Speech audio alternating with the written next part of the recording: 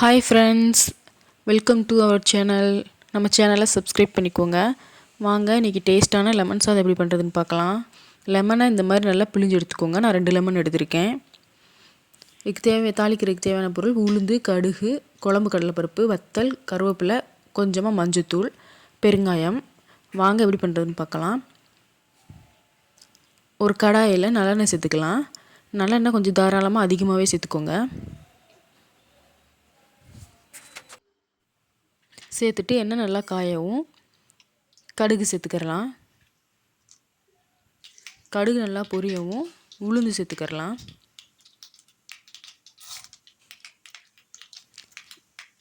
குழம்புக்கு போடுற கடலைப்பருப்பு சேர்த்துக்கலாம். வத்தல், கருவேப்பிலை சேர்த்துக்கலாம். எல்லாத்தையும் சேர்த்து நல்லா வதக்கி விடுங்க. கடலைப்பருப்பு உளுந்தோட கலர் லேசாக மாறுற வரைக்கும் வதக்கி விடுங்க.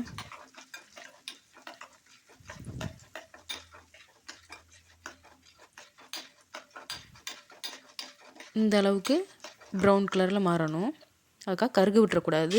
அடுப்பு குறைவான தீயில் வச்சே நம்ம சமைக்கணும். இப்போது நம்ம பிழிஞ்சு வச்சுருக்கிற லெமன் சாறை இதில் சேர்த்துடலாம். சேர்த்துட்டு ஒரு தடவை கலந்து விட்டுருங்க. கொஞ்சமாக மஞ்சத்தூள் சேர்த்துக்கலாம். மஞ்சத்தூள் சேர்த்து நல்லா ஒரு தடவை கலந்து விட்டுறலாம். எலுமிச்சை சாறு கொதிக்கிறதுக்காக கொஞ்சமாக நம்ம தண்ணி சேர்த்துக்கிடலாம். தண்ணி சேர்த்து அடுப்பை மீடியம் ஃப்ளேமில் வச்சு கொதிக்க விடுங்க.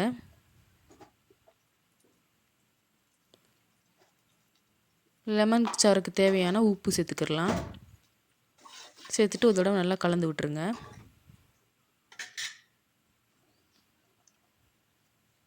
எலுமிச்சை சாறு நல்லா கொதிக்கவும் அதில் கொஞ்சமாக பெருங்காயத்தூள் சேர்த்துக்கிடலாம். சேர்த்துட்டு எண்ணெய் பிரிஞ்சு வர வரைக்கும் அடுப்பை குறைவான தீயில் வச்சேவும் கொதிக்க விடுங்க.